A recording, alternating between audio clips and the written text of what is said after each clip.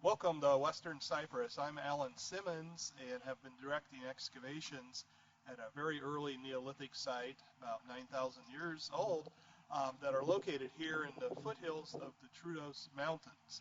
And we're standing on an overview of the site. It's a bit cloudy, but you can see the mountains in the background, and the site itself is located in that valley. You can't really see it very well from here, but there's a lot of terracing, and the site was exposed by terracing. We have been working there for several years, and it turns out that the site, Ais Yiorkis, is a very unusual site.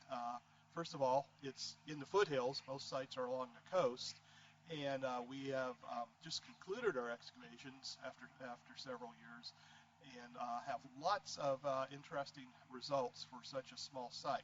And we'll be a little closer to the site later, but I just wanted to give you an overview of sort of the environmental context. You can see that most of the modern landscape is heavily terraced, which is very characteristic for the Mediterranean.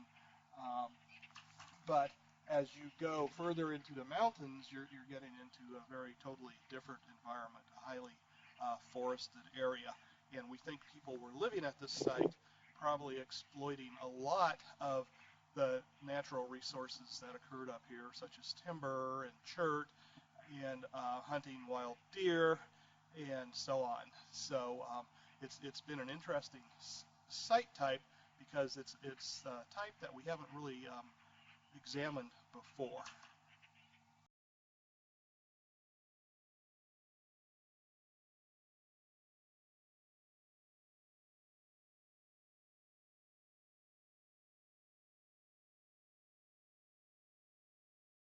We are at the site now. Technically, the name of the site is Kritu Maratu Ais Yiorkis, which is a mouthful, but in Cyprus, typically sites are named after the nearest town, Kritu Maratu, and then sort of a landmark, Ais Yiorkis or St. George, which I believe is a little monument down the road. As you can see, the site is actually on two plowed terraces. The lower terrace, where I'm sitting, is still under active cultivation. The upper terrace, where most of the intact features are, hasn't been farmed for many years, and so we were lucky in that a lot of intact materials were recovered. The survey that noted this site thought it was a very small site. There was just from a plow cut between the terraces some evidence of deer and a few chip stone artifacts. So that's one reason we started excavating here. We wanted to get a special activity, small site that would be easy to manage. As many of you know, in archaeology, things on the surface are not what they appear. So it turned out this was an absolutely huge amount of material at this site. It's not real large, but we've excavated about 6 structures now. Just to my right, you can see covered over with plastic is a oval or circular stone structure. These were constructed out of stone cobbles and larger stones, and then they were plastered over. There are a few of these throughout the site. We don't really think they were houses, but they're unlike anything that's been found in Cyprus, or actually in the Near East. I suspect there might have been platforms where people could have put up infrastructures like a tent or something.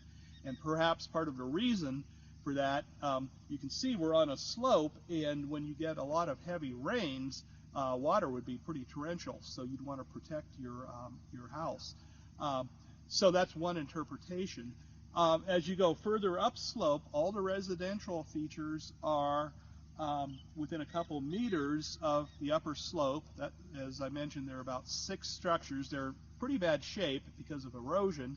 And then the further up the hill you go, we end up in a more industrial area that had several pits and pits within pits. And these were working areas. It's where they extracted limestone for the plaster, where they did chip stone activities, and where they dumped a lot of their trash.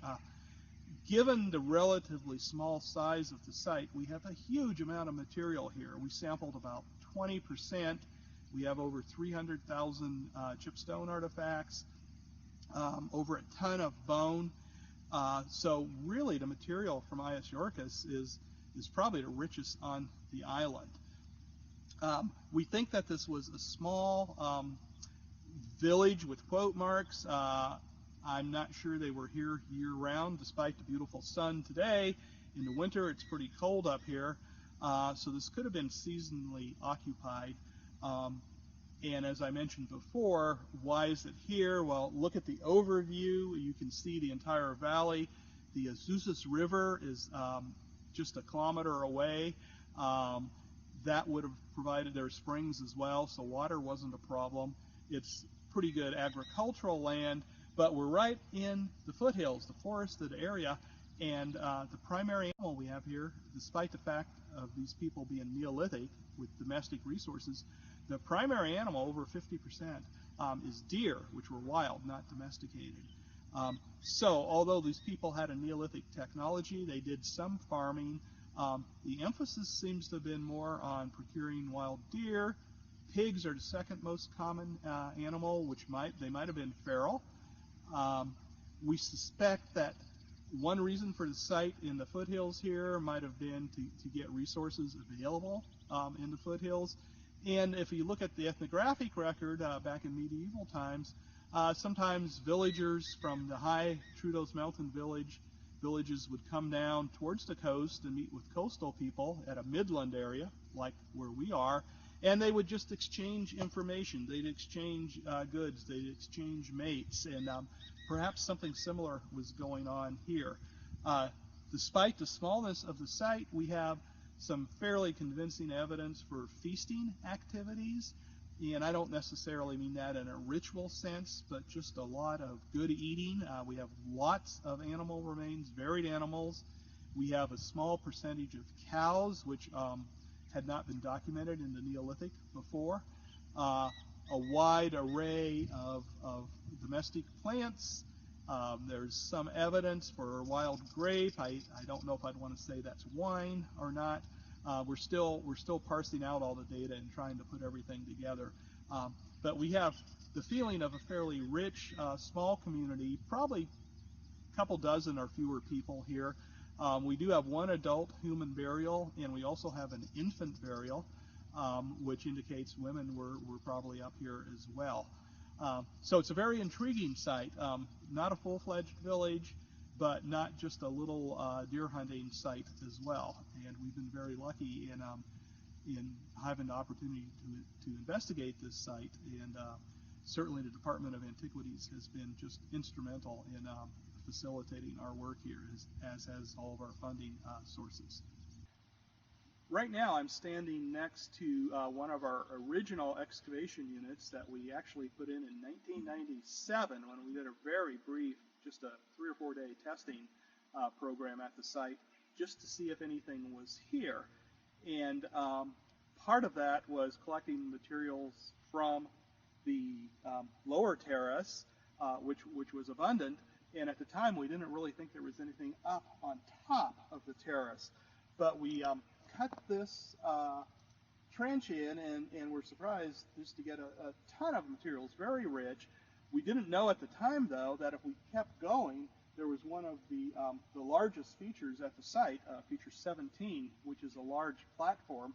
And what you can see, it's very grown over now, but you can see the green tarp, and this has been eroded quite a bit. So we put the tarp on just for coverage. But if you lift the tarp up, and then if we got rid of some of that dirt, what you'd see is a beautifully plastered surface of this plastered cobble structure, this platform structure. And part of it was destroyed by the cut, but probably I'd say 75% of it is intact, and that's up on the surface. Of course, it's backfilled now, so you can't really see anything. And during that first season, we also excavated another smaller trench right over to this area and had evidence of some sort of plastered surface or floor. And as it turned out, that was within less than half a meter of another large circular platform that was excavated in subsequent seasons. So there was no hint of any sort of architecture at this site when it was recorded by survey. Having these features, which are very unique, was a real bonus because, as I've said before, we simply don't have anything like this in Cyprus during this early Neolithic period. I should note that technically the site dates to what's called by most people the Cypriot PPNB, or Pre-Pottery Neolithic B, and we've got over 30 radiocarbon dates that are placing this site at around 7,800 BC, calibrated BC. So we have a very, very fine timeline on the site. It was probably occupied off and on for a relatively short time, probably 300 or 400 years, after which time it was abandoned, only to be found 8,000 years later. We are now looking at an overview of Neolithic Ais Yiorkis, and what you see here are both terraces that the site's located on. When it was occupied, of course, this lower agricultural terrace wasn't here. It was on a slight slope, though, and the occupants might have done a little terracing just to level off surfaces for their structures. So what you see here is the modern field, which is clearly still under cultivation, where we started our work. A lot of material here, but nothing really intact.